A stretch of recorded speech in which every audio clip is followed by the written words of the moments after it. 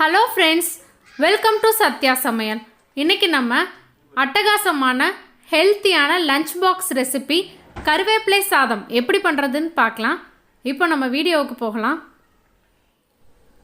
கடாயில் 1 table spoon அளவுக்கு நான் கடலெண்ணெய் எடுத்திருக்கேன். இதில் காரத்தேவைக்கு தகுந்த அளவுக்கு மிளகாய் வத்தல் சேர்த்துக்கலாம். காரத்துக்கு தகுந்த அளவுக்கு புளி ரெண்டையும் சேர்த்து முதல்ல எண்ணெயில் வதக்கி விட்டு எடுத்துக்கலாம். நம்ம எண்ணெயில் மிளகாய் வத்தலை நல்லா வதக்கி எடுத்துட்டோம் அப்படின்னா அந்த ஃப்ளேவர் ரொம்பவே நல்லாயிருக்கும். ரொம்ப நேரம் எண்ணெயிலே இருந்ததுன்னா மிளகாய் உங்களுக்கு நெடி அடிக்க ஆரம்பிச்சிடும். அதனால் எடுத்துடலாம். புளியும் நல்லா எண்ணெயில் வறுபட்டுருச்சு அப்படின்னா பொடி அரைக்கிறதுக்கு ஈஸியாக இருக்கும். இதில் சின்னதாக ஒரு துண்டு கட்டி பெருங்காயத்தையும் போட்டு பொரிச்சு விட்டு எடுத்துக்கலாம்.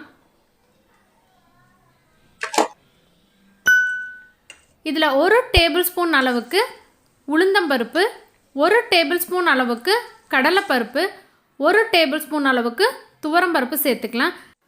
நம்ம வெள்ளை உருட்டு உளுந்து கூட பயன்படுத்திக்கலாம். ஆனால் தோல் உள்ளது பயன்படுத்தணும் அப்படின்னா டேஸ்ட் ரொம்ப நல்லாயிருக்கும். அதோட பருப்பு எல்லாமே உங்களுக்கு பச்சை வாசனை அடிக்காத மாதிரி நல்லா பொன்னிறமாக நம்ம வறுத்து எடுத்துக்கணும். இல்லைன்னா உங்களுக்கு அந்த கருவேப்பிலை பொடியில் அப்படியே பருப்பினுடைய வாசனை தெரியும். நல்லா வறுபட்டுருச்சு. இதில் 1/2 டீஸ்பூன் அளவுக்கு நான் எள்ளு சேர்த்துறேன். உங்களுக்கு எள்ளு வேண்டாம் அப்படின்னு நினச்சிங்கன்னா நீங்கள் எள்ளை மட்டும் தவிர்த்துட்டு மற்ற பொருட்கள் எல்லாமே வறுத்து எடுத்துக்கோங்க. கருப்பு எள்ளும் சேர்த்துக்கலாம்.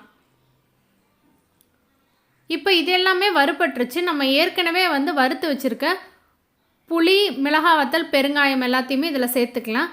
நான் இன்றைக்கி நல்லா கைப்பிடி அளவுக்கு ஃப்ரெஷ்ஷான கருவேப்பிலையை நல்லா அலசி எடுத்து வச்சுருக்கேன். அதையும் சேர்த்து நம்ம வறுத்து விட்டுக்கலாம்.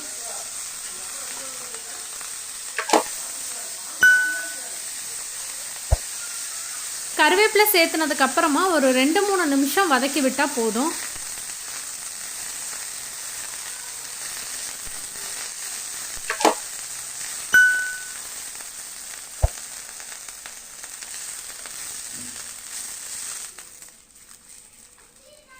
இப்போ இந்த பொடிக்கு தேவையான அளவுக்கு கொஞ்சமாக கல்லுப்பு சேர்த்துக்கிறேன்.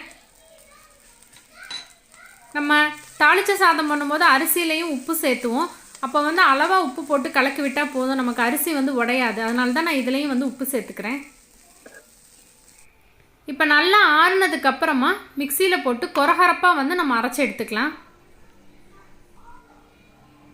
இந்த அளவுக்கு அரைச்சி எடுத்தால் டேஸ்ட் நல்லாயிருக்கும். இப்போ நம்மளோட பொடி ரெடி ஆகிடுச்சு. இந்த பக்கம் வானலியில் நான் 1 டேபிள் ஸ்பூன் அளவுக்கு நல்லெண்ணெய் எடுத்திருக்கேன். இதில் கொஞ்சமாக கடுகு போட்டு பொரிய விட்டுக்கலாம். நிலக்கடலை பருப்பு தோல் உரிச்சது ஏற்கனவே வறுத்தது சேர்த்துருக்கேன். நான் 1 கப் அளவுக்கு சாதம் எடுத்திருக்கேன். நீங்கள் பாஸ்மதி ரைஸ் போட்டாலும் நல்லாயிருக்கும். ஆனால் நம்மளுடைய சாப்பாட்டு அரிசியினுடைய ஃப்ளேவர் ரொம்பவே நல்லாயிருக்கும். இதில் நம்ம ஏற்கனவே பொடிச்சு வச்சுருக்க கருவேப்பிலை பொடி, உப்பு தேவைப்பட்டது அப்படின்னா உப்பும் பொடியும் உங்களுடைய தேவைக்கு தகுந்த அளவுக்கு கலந்து விட்டுக்கோங்க. ரொம்பவே டேஸ்டான ஆரோக்கியமான இந்த கருவேப்பிலை சாதத்தை நீங்களும் ட்ரை பண்ணி பாருங்கள். வீடியோ பிடிச்சிருந்தது அப்படின்னா உங்கள் ஃப்ரெண்ட்ஸ் எல்லாத்துக்குமே ஷேர் பண்ணுங்கள், லைக் பண்ணுங்கள், கமெண்ட் பண்ணுங்கள். மறக்காமல் நம்ம சேனலை சப்ஸ்கிரைப் பண்ணுங்கள். சுவை அறிந்திட சுவைத்து பாருங்கள். தேங்க்யூ.